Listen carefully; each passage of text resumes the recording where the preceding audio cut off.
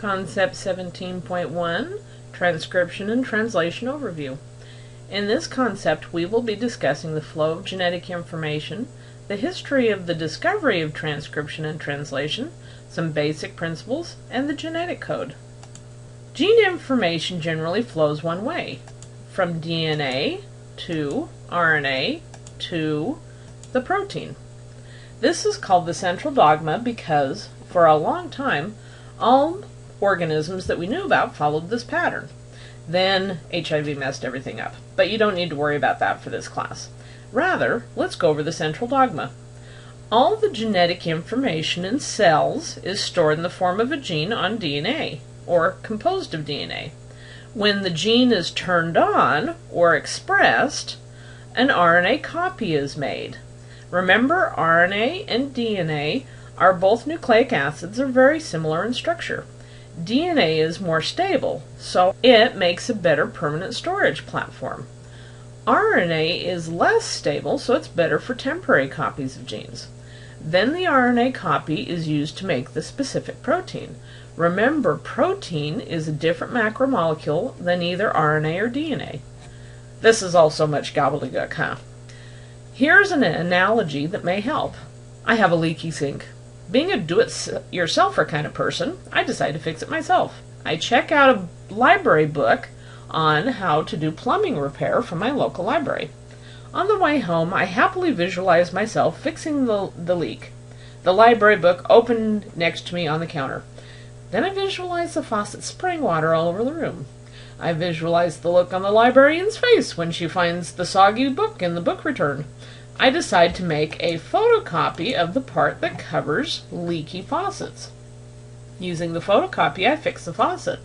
I really do spray water all over the place, but it doesn't matter because the copy is going into the recycling bin when I'm done.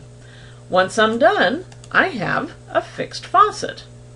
Now let's tie this back to the flow of genetic information. The library book and the photocopy both contain information.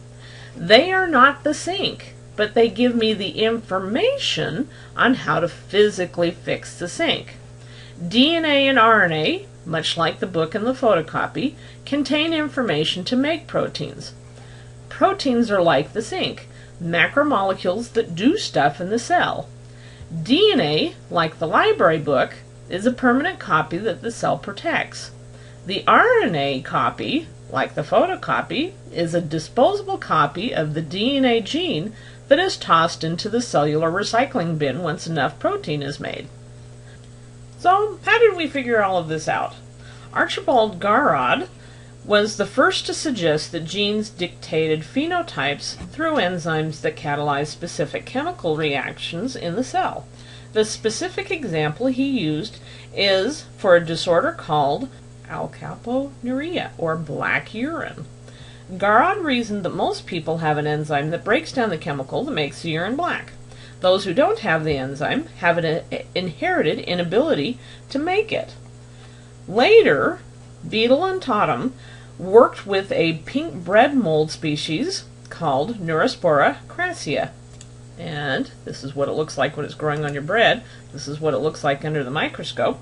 I'll leave you to read up on their experiments, but the end result was that they developed the one gene, one enzyme hypothesis, or that a gene on a chromosome carries the information that results in one enzyme. So, let's go back to the central dogma in cells. Making an RNA copy of a DNA gene is called transcription. This results in three kinds of RNA: mRNA, rRNA, and tRNA, which is not shown in this figure. mRNA carries the code for the protein. The M stands for messenger because it is a messenger that goes between the DNA and the ribosome, which makes the protein. rRNA stands for ribosomal RNA. Ribosomes are composed of RNA and protein. tRNA, or transfer RNA, brings amino acids to the ribosome. The process of converting the code on the mRNA into a protein is called translation. Transcription and translation are very similar in bacteria and eukaryotic cells. and here's a figure showing the process in a eukaryotic cell. Of course, there are differences because eukaryotic cells have a nucleus. This protects the DNA. It also allows for a place to modify mRNAs before they leave the nucleus. Bacteria don't modify mRNAs. Also, bacterial ribosomes are different size and shape than eukaryotic ribosomes. Let's look at transcription and translation from the view of the molecules. So this DNA contains several genes. We've only shown 3 here. The cell needs the protein that is coded on gene 1. So the DNA is unwound. Okay, here's the representation of the gene that's right here. It's unwound and the base pair separated, much like in replication, but it's just the part for gene 1. Then a copy of the mRNA is made that is complementary to the template strand. See, A goes to U, C goes to G, C goes to G, and so on. You may be wondering, what's with all the U's? We didn't have U's in the replication segment. Well, RNA doesn't have T. It has another base called uracil, or U. U bonds to A. Anyway, based on this 3-letter code, or codon, a protein is made. Each codon codes for a specific amino acid. So this codon codes for this amino acid, this codon codes for this amino acid. So here is a chart that shows all of the codons that we know about and the amino acids that they code for. I don't expect you to memorize this. I do expect you to be able to use it to be able to figure out from a DNA template strand what the resulting protein would be. So you should be able to take a template strand and make an mRNA out of it.